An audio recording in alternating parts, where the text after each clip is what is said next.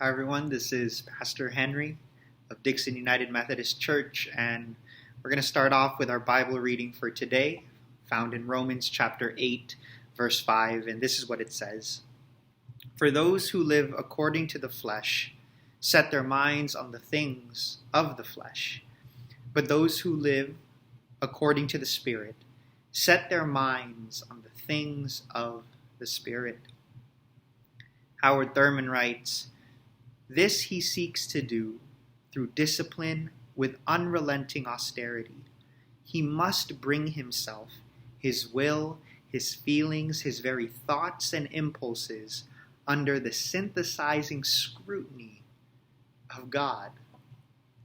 And then furthermore, Howard Thurman with this speaks of a goal that when we center ourselves, put ourselves under the scrutiny of God, centering ourselves on the Spirit of God, when we have this inner equilibrium, we are oriented toward doing good, which I would argue is following the teachings of Jesus, caring for neighbor and caring for self. Once again, there's this connection between our inner life, our inner equilibrium, and how we move out into the world. He continues, in Jesus Christ as symbol, the Christian sees the meaning of the triumph of the Spirit over the body, the transcending and triumphant power of God over the most relentless pressure and persistence of things that divide and destroy.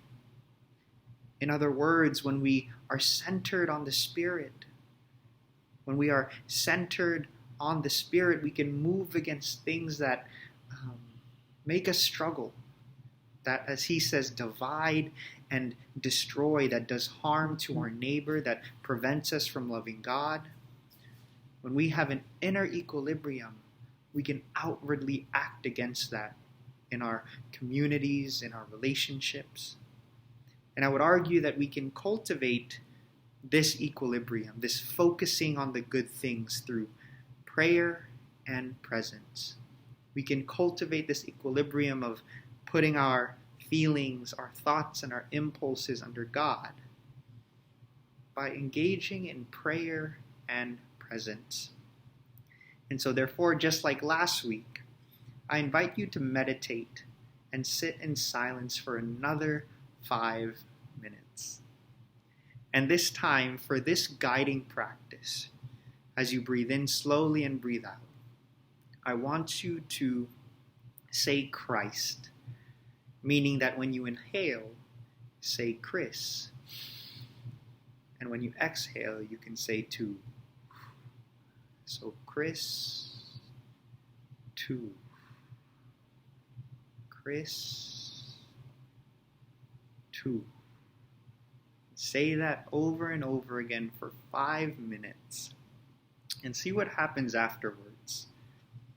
And then afterwards, I really invite you to write down your experience. How did it differ from the first time you meditated last week? Or if this is your third or fourth time, how is it different? And maybe the next time I see you on Sunday, you can tell me what it was like and to see if there was any differences. And so once again today, I invite you to pray with your breath, breathing in Chris, and breathing out to Christ. May you all have a blessed day.